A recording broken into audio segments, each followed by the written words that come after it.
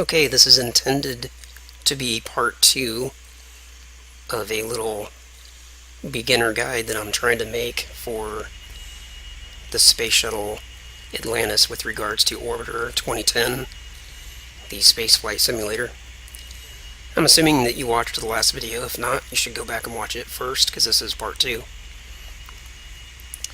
In part 1, we launched the shuttle all the way into space, very far up, using nothing but the 4 and the 6.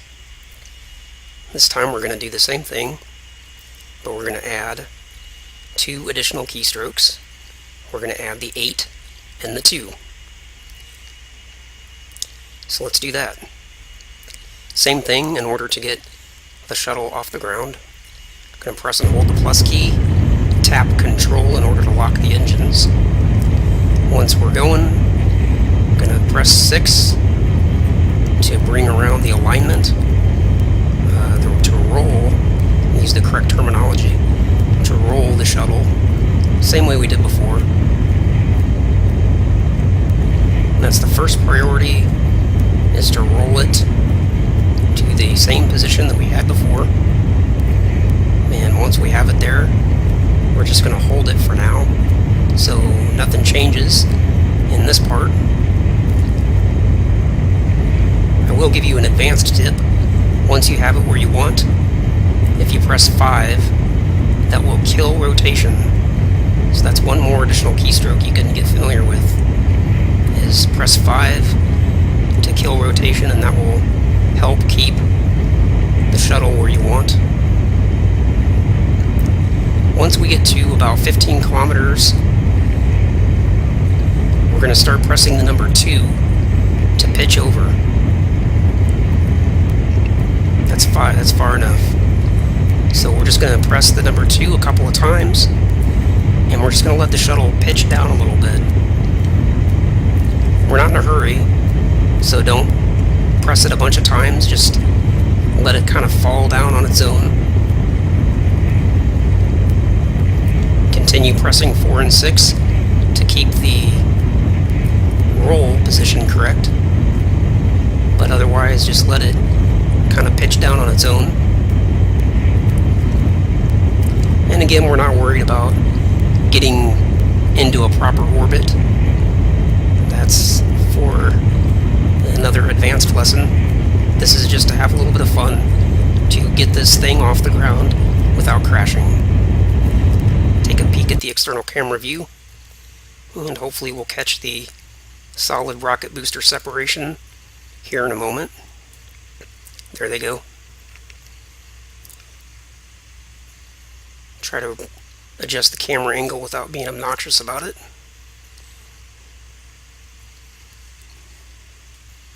Let me jump back in the flight deck real quick just to see what's going on. 4 and 6, that's it. Remember, we already pressed 2 a couple of times. And once the pitch gets down to 20, we're just going to stop it for there. Or stop it there, rather.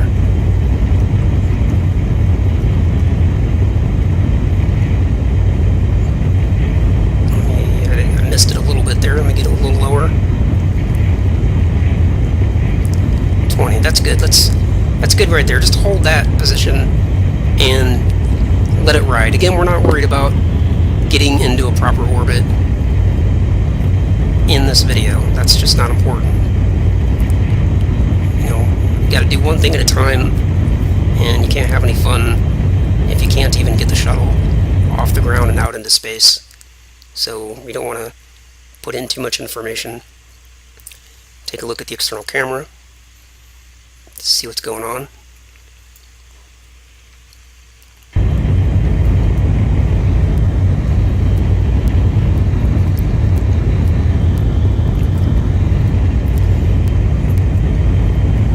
And again, I'm going to run the clock forward, or run acceleration forward, to run this out of fuel, just on this current trajectory. I'm not going to make any more changes at this point.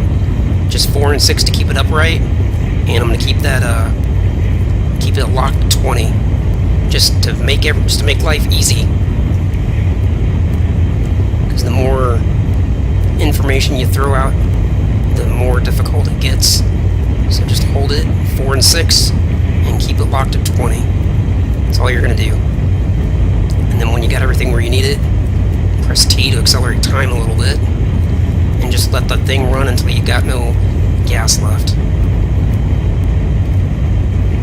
4 and 6 to keep yourself rolled correctly, and try to keep that locked at around 20.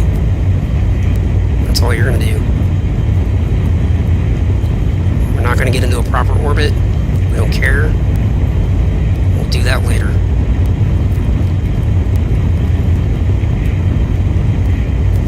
Just keep it rolled to that position and keep your pitch at about 20.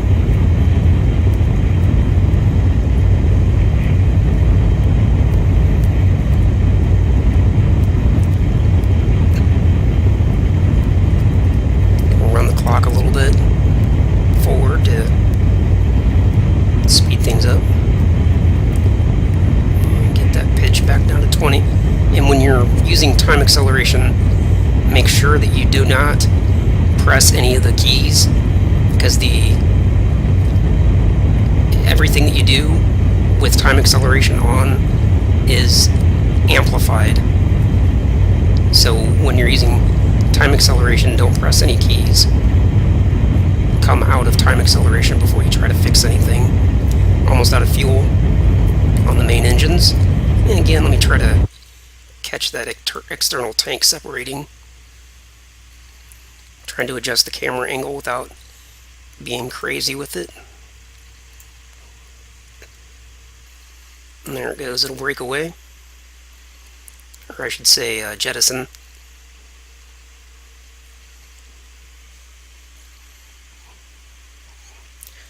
And again, once the external tank is jettisoned, you have permission to press other keys. So let's roll around using 6.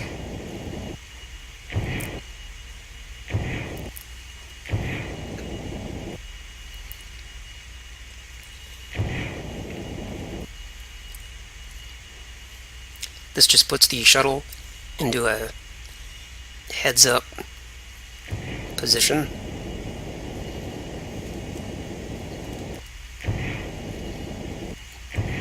And you can kind of pitch over a little bit and look down. Basically, that is the end of this lesson. The main thing I want you to take away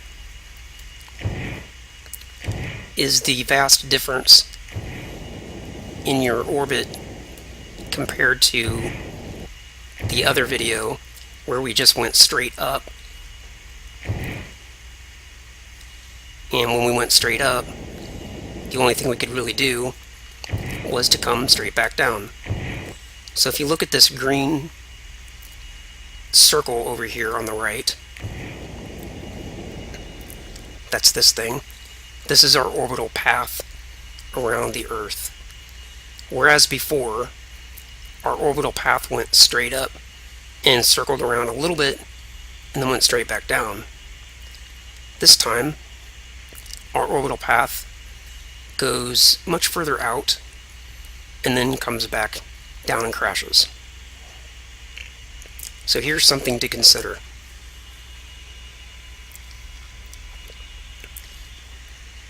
Think of this green line as the way that you're falling.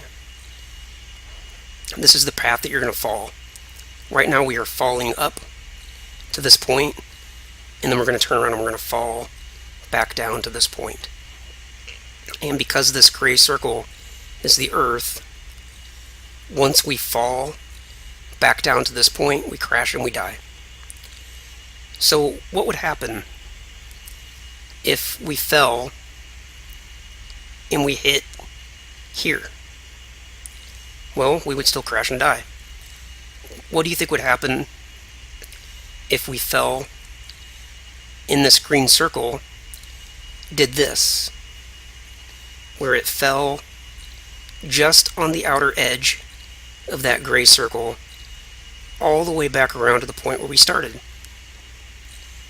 That would be called an orbit, and we would be perpetually falling around the Earth. And that is exactly what an orbit is. So that's an advanced idea for another lesson, but at this point, using nothing but 4 and 6 and a little bit of 2 to pitch over, that gets you started in getting a more proper orbit around the Earth. Have fun.